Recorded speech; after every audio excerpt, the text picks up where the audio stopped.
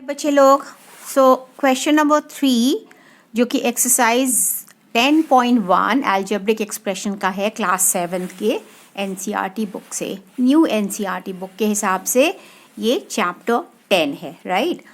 अब यहाँ पे क्वेश्चन ये बोलता है कि identify the numerical coefficient of terms other than constants. तो जैसे मैं आपको समझा चुकी हूँ कि जैसे ये यहाँ पे 5 कांस्टेंट है, लेकिन ये तो हमारा टर्म है, ठीक है। तो इसका ये टर्म है, यानी टर्म्स किसको बोलते हैं, जिसमें, ठीक है, ये भी एक टर्म है, ये भी एक टर्म है, लेकिन इसको कह रहा है छोड़ देने को, अदर दैन कांस्टेंट्स, ठीक है। सो सारे कांस्टेंट को हमें छोड़ देना है, इसमें तो कांस्टेंट है ही नहीं, यानी सबसे पहले हम ये टर्म्स निकालें, ऑलराइट। तो टर्म्स निकालने को कहा है तो -3t², ठीक है। तो इसमें से कह रहा है कि आपको न्यूमेरिकल कोएफिशिएंट निकालना है, मतलब नंबर वाले कोएफिशिएंट जो कि वेरिएबल से चिपका पड़ा है, ठीक है। यानी ये वेरिएबल है t² जो अल्फ़ाबेट्स में आता है, इसके साथ जो न्यूमेरिकल मतलब नंबर वाला कोएफिशिएंट है, इसके साथ जो बैठा हुआ है वो हमें निकालना है। सो देयरफॉर मेरा आंसर होता है -3। मैं पहले भी बता चुकी हूँ कि अगर माइनस होता है तो उसको आपको पिकअप करना है, प्लस अगर होता है तो सिर्फ 3 लिख सकते हो, ठीक है। यहाँ पे कांस्टेंट ये है, यहाँ पे ये वेरिएबल है, ये वेरिएबल है, यानी ये एक टर्म है, ये दूसरा टर्म है, ये तीसरा टर्म है, एक दूसरे से डिफरेंट है गाइस। तो एक दूसरे से डिफरेंट है तो हमें टर्म्स भी डिफरेंट लिखने होंगे। तो पहला तो ये टर्म उठा ले, दूसरा ये टर्म उठा ले, और तीसरा ये, यानी t⁻⁴ जो कि हम लिखते नहीं हैं, t² एंड t³। इनमें क्या है, जो कोएफिशिएंट है लेकिन दिखाई नहीं पड़ रहा है, जब हमारा यहाँ 1 होता है, यानी अगर हम 1t लिखते हैं उसका अर्थ होता है कि t। सिमिलरली 1t² अगर लिखेंगे तो उसका यहाँ पे कि यहाँ पे 1 है, ठीक है। यहाँ पे कोई ज़रूरी नहीं है कि आपको शो करना है, तो हमें तो कोएफिशिएंट लिखना ही होगा ना। तो यहाँ भी 1 है, यहाँ भी 1 है, यहाँ भी 1 है, ठीक है। इनका कोएफिशिएंट इसके साथ बैठा हुआ है। ये हायर क्लासेस में आपको समझ में आएगा इनका महत्व क्या है, इसलिए आपको सिखाया जा रहा है कि कोएफिशिएंट क्या होते हैं। अब x ये हमारा एक टर्म है, 2xy भी हमारा एक टर्म है, और 3y ये एक दूसरे से भिन्न है, अलग अलग है, ठीक है। ये टर्म्स डिफरेंट है, अनलाइक टर्म्स है, यहाँ भी ये सारे अनलाइक टर्म्स है। तो आपको रीइंफोर्स भी कर दे रहे हैं साथ में, ताकि आपको समझ में आए कि अनलाइक किसको कहते हैं। समझ में आए, ये भी अनलाइक है इसके साथ, ठीक है, ये भी डिफरेंट है। सो इसलिए हम ये कह सकते हैं कि ये सारे अनलाइक है। एनीवेज, अब यहाँ इनके, क्योंकि ये अकेले है x, यानी इसका वाला कोएफिशिएंट 1 है, ऑलराइट। इसका वाला कोएफिशिएंट तो 2 साफ दिखाई दे रहा है, इसका कोएफिशिएंट है 3, सारे पॉजिटिव है, इसलिए हम यहाँ पे प्लस नहीं लिखते हैं, alright. Now let's go to the fourth one.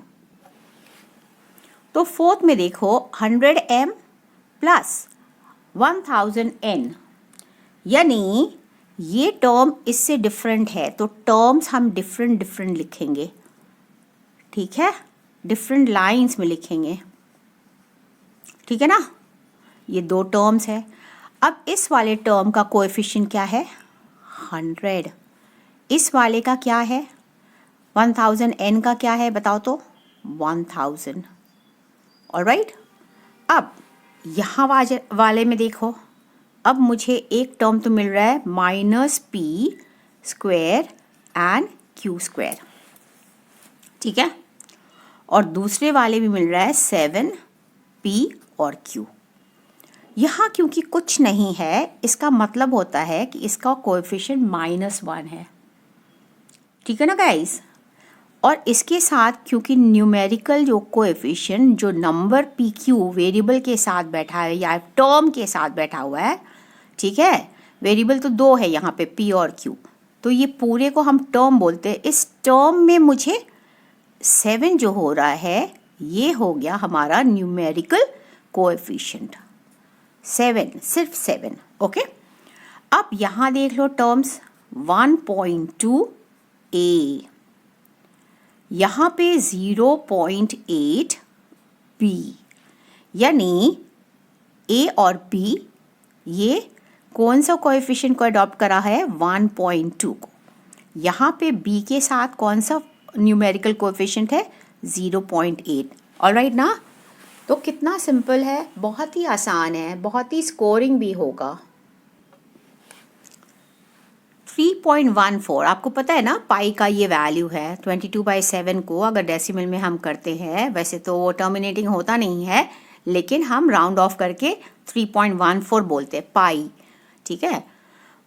तो अब यहाँ पे टर्म्स पहले लिखते हैं, 3.14 ओके आर स्क्वायर।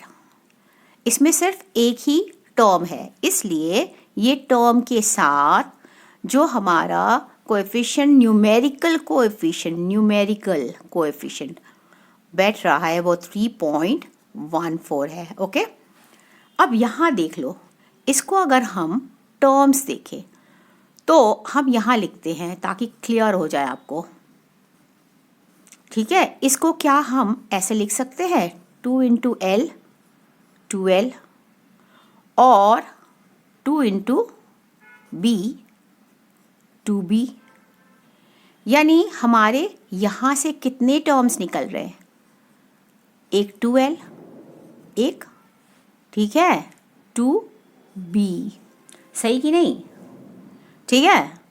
तो इसका न्यूमेरिकल कोएफिशिएंट क्या है इस टर्म के, 2, ऑब्वियसली 2। इसके देखो, इसके भी 2 है, तो इसलिए ये थोड़ा सा आप लोग बच के रहिएगा, इसको सॉल्व करके सिंप्लीफाई करके तब करना, ठीक है। अब न्यूमेरिकल ओके कोएफिशिएंट उठाने से पहले हम टर्म्स उठा रहे थे ना, तो यहाँ रखे 0.1, ये y हो गया, और यहाँ पे है 0.01 y स्क्वायर हो गया, यानी y का न्यूमेरिकल क्या है, न्यूमेरिकल नहीं, न्यूमेरिकल कोएफिशिएंट ये, और y स्क्वायर का क्या है, ओके पॉइंट में पॉइंट मिलाते हैं तो ये है, ठीक है। तो ये इतना है जो कि बहुत ही सरल और बहुत ही अच्छा, ठीक है, आसानी से आप समझ जाओगे, तो कोएफिशिएंट का खतरा रहा नहीं।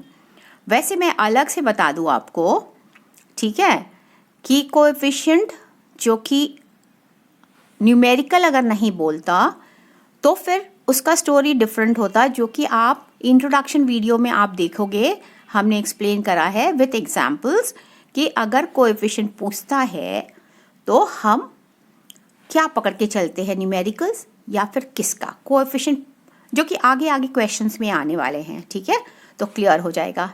चलो guys, so till here question number 3 ends and we'll go to question number 4 next. Okay, bye bye, take care, thank you so much for watching.